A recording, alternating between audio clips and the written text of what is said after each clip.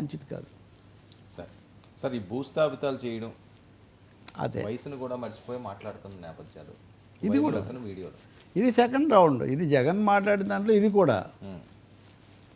ఇప్పుడు ఇందాక మనం అంబటి రాంబాబుది ఈరోజు వచ్చిందనుకోండి, అంతకుముందు చెవిరెడ్డి భాస్కర్ రెడ్డి ఆయన రిమాండ్కి పంపించారు, పేర్ని నానికి నోటీస్ ఇచ్చారు, కొడాలి నాని మీద అసత్యాలు ప్రచారం చేశారు అంటే మళ్ళీ దాని మీద అసత్య ప్రచారం మీద మళ్ళీ ప్రచారాలు. అసలు ఈ స్టోరీ ఎవరు క్రియేట్ చేశారని దీనికి ఎవడన్నా బ్రహ్మదేవుడిని చెప్పగలుగుతాడా? నిజంగా ప్రభుత్వాలు సైబర్ క్రైమ్ వాళ్ళు చేయగలిగితే చేయొచ్చు. వాళ్ళు హైదరాబాద్లోనే ఉన్న కొడాలి నానిని కలకత్తాలో పట్టుకున్నారని ఎలా మీరు కథ పుట్టించారు అని వాళ్ళు ప్రశ్నిస్తే అసలు ఈ కథ మీరే పుట్టించారని ఎంత దుస్థితికి వచ్చిందంటే మన మీడియా, సోషల్ మీడియా పరిస్థితి. చివరకు ఇవన్నీ మీరు కూడా మాట్లాడుతున్నారు కదా అని మనల్ని కూడా క్వశ్చన్ చేస్తారు. మీరు పేజీలు టన్నులు మీరు దాని గురించి మాట్లాడుతుంటే దాని పట్ల ఏదో ఒక వైఖరి, ఒక నిజము చెప్పడానికి ఇతరులు ప్రయత్నం చేయకూడదు అనమాట. అంటే చెప్పింది విను, చరిత్ర అడక్కు, చెప్పింది విను అంటుంటాడు ఆ సినిమాలో రావు గోపాలరావు. సో అటు తెలుగుదేశం వాళ్ళు చెప్పిందన్న విను, ఇటు వైసీపీ వాళ్ళు చెప్పిందంతా విను, కానీ మధ్యలో విమర్శనాత్మకంగా ప్రశ్నలు వేయొద్దు అని. ఇప్పుడు జగన్ ఏమంటారు? మీరు నన్ను ప్రశ్నించారు విశాఖలో చంద్రబాబు నాయుడు మాట్లాడిన దాని గురించి. ఇవన్నీ ఎన్నో చూశాను, పెద్ద వాళ్ళతోనే నేను ఎదుర్కొన్నాను, నాకు ఇది పెద్ద లెక్క కాదని. నన్ను భూస్థాపితం చేస్తారా చెయ్యరా అని అడిగారు ఇంటర్వ్యూలలో. చంద్రబాబుని ఇంత పెద్ద మనిషిని 76 ఏళ్ళు అని నొక్కి వక్కానించాడు మాజీ ముఖ్యమంత్రి. 76 ఏళ్ళ చంద్రబాబును అత్యుత్సాహంతో ఆయన ఇంటర్వ్యూ చేసేవాళ్ళు. మీరు వీళ్ళని ఇలా ఉపేక్షిస్తుంటారా, వీళ్ళు ఇలా విచ్చలవిడిగా తిరగనిస్తుంటారని అడిగితే భూస్థాపితం చేస్తాను, భూస్థాపితం చేసే పని అది జరుగుతుంది, తొందరలో భూస్థాపితం అయిపోతారని ఆయన అన్నాడు ఏ ఇంటర్వ్యూలో. ఆ ధోరణిలో చాలామంది అడిగారు. నిజమే. ఈ మాటలు ఏంటి, అసలు భూస్థాపితం చేయడం ఏంటి, ప్రజాస్వామ్యంలో ప్రతిపక్షాన్ని లేకపోతే ప్రతిపక్ష నాయకుడిని భూస్థాపితం చేస్తున్నానని చెప్పడం ఏంటి అని ఈయన మళ్ళీ. అయితే భూస్థాపితం చేయాలనే మీ కోరిక ప్రకారమే మీరు మా వాళ్ళను వరుసగా అరెస్ట్ చేస్తున్నారు. ఈరోజు ఆయన అదనంగా చేసింది ఏంటంటే ఒక పెద్ద లిస్ట్ చదివారు. అంటే అరెస్ట్ అయిన వాళ్ళందరూ కొడాలి నాని కాలేదు కానీ వంశీ దగ్గర నుంచి వంశీ వీళ్ళు అంత పెద్ద జాబితా చదివి అంబటి రాంబాబు వరకు చెవిరెడ్డి భాస్కర్ రెడ్డిని కొంచెం ఎక్కువగా ఆయన మీద ఏమీ లేదు, మోడస్ అపరాండి మీరు ఒక ఫార్ములా కనిపెట్టారు. 2 రకాలుగా వైసీపీ వాళ్ళని మీరు భయపెడుతున్నారు. ఇదే మీ భూస్థాపితం, ఆపరేషన్ భూస్థాపితం. దీంట్లో ఏంటంటే ఒకటి, కింది వాళ్ళని అయితే మీరు పోలీసులను పంపిస్తారు, హడలు కొడతారు, బెదిరిస్తారు, కేసులు పెడతారు. వాళ్ళు మా తరపున ప్రచారం చేయకుండా మా దగ్గరికి రాకుండా చేస్తారు. ఒక స్థాయి నాయకులు అయితే వాళ్ళ దగ్గర ఉన్న వాళ్ళ దగ్గరే వాళ్ళ మీద మీరు ఏదో ఒక వాంగ్మూలం పుట్టించి సాక్ష్యం అనే పేరుతో దాన్ని చూపించి ఇక్కడ చేస్తారు. ఉదాహరణకు చెవిరెడ్డి భాస్కర్ రెడ్డి దగ్గర ఉండే ఆయన హెడ్ కానిస్టేబుల్ మదన్ రెడ్డి, అతను ఇంకా లెటరే రాశాడు కదా, నన్ను హింసించారు, నాతో బలవంతంగా రాయించుకున్నారని చెప్పారు కదా, మీరు ఈ పద్ధతిలో చేస్తున్నారు. మీరు వాళ్ళ దగ్గర నుంచి ఏదో ఒకటి భయపెట్టి రాయించి దాని ఆధారంగా మా వాళ్ళని మీరు అరెస్టులు చేస్తున్నారు. సో ఇదంతా ఒక modus ఆపరాండి of Chandrababu Naidu government అయిపోయిందంటే. ఇందాకేమో తనకు చంద్రబాబు నాయుడు భయపడుతున్నాడు, అది ఫస్ట్ స్టేజ్. నేను ఏది వదిలిపెట్టదలుచుకో, ఉన్న విషయాలు చెప్తున్నా మీకు. చంద్రబాబు నాయుడు తనకు భయపడుతున్నాడు కాబట్టి తన యాత్రలు వీటన్నిటికీ అడ్డుకుంటున్నారు, అనుమతులు నిరాకరిస్తున్నారనే.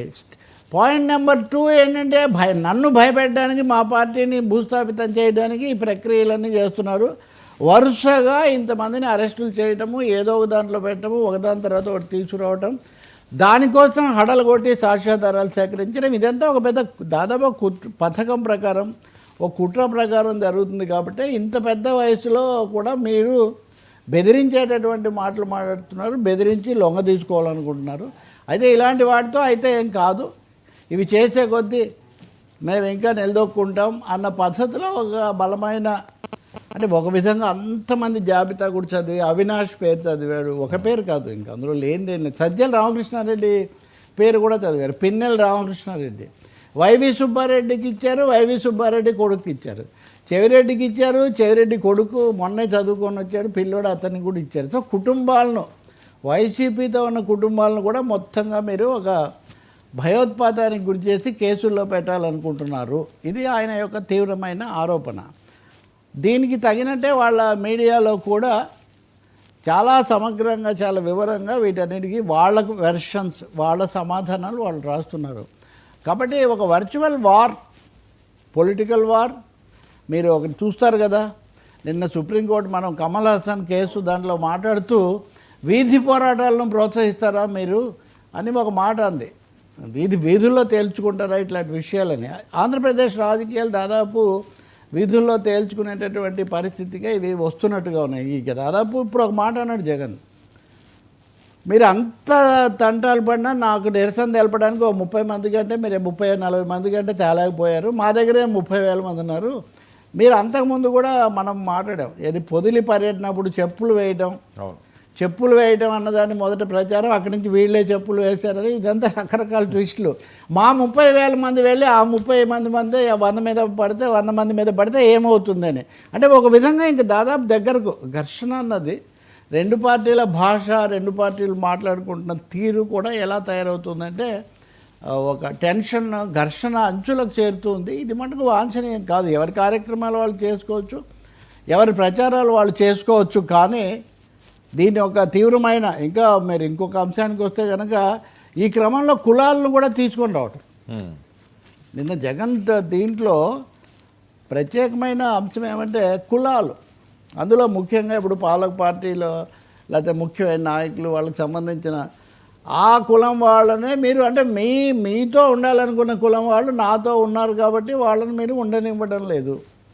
మా పార్టీ నాయకులను భయపెడుతున్నారనే కాకుండా మా పార్టీలో ఉన్న మీ సామాజిక వర్గం వాళ్ళను మీరు ప్రత్యేకించి టార్గెట్ చేసి అణచివేస్తున్నారు. అంటే జగన్ ఈ మాట మాట్లాడటం మరి వ్యూహాత్మకంగా ఆయన ఎంచుకున్న వ్యూహం ఏంటో నాకు తెలియదు. కానీ అంటే ఒక విధంగా కూటమి ప్రభుత్వం వచ్చిన తర్వాత కూడా మనం తగినంతగా నిలదొక్కుకోలేదు, జగన్ ఉన్నప్పటిలాగే వ్యవహారాలు సాగుతున్నాయని వాళ్ళల్లోనే అసంతృప్తి ఉందనేది ఒక పెద్ద స్టోరీ. ఇందాక నేను మీకు చెప్పిన ఆయన మాట్లాడుతుంది అటువంటిదే.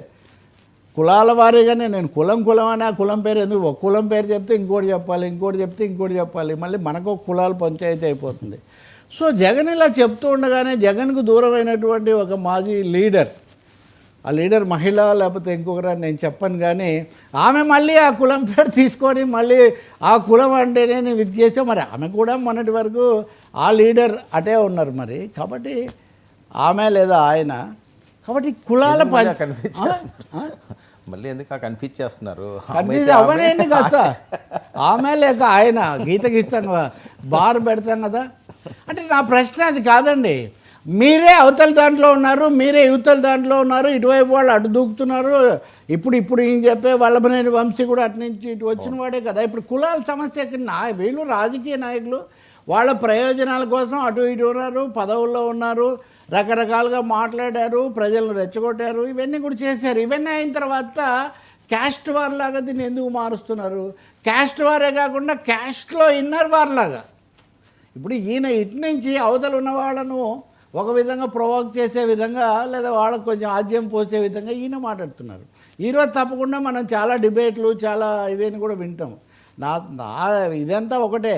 ఈ కులాల గురించి లేకపోతే ఇంకో దాని గురించి మాట్లాడడం మానేసి జనాల గురించి, సమస్యల గురించి మీరు మాట్లాడితే అసలు ఈ గొడవే ఉండదు. ఎవడి పార్టీకి వాడు ఉంటాడు.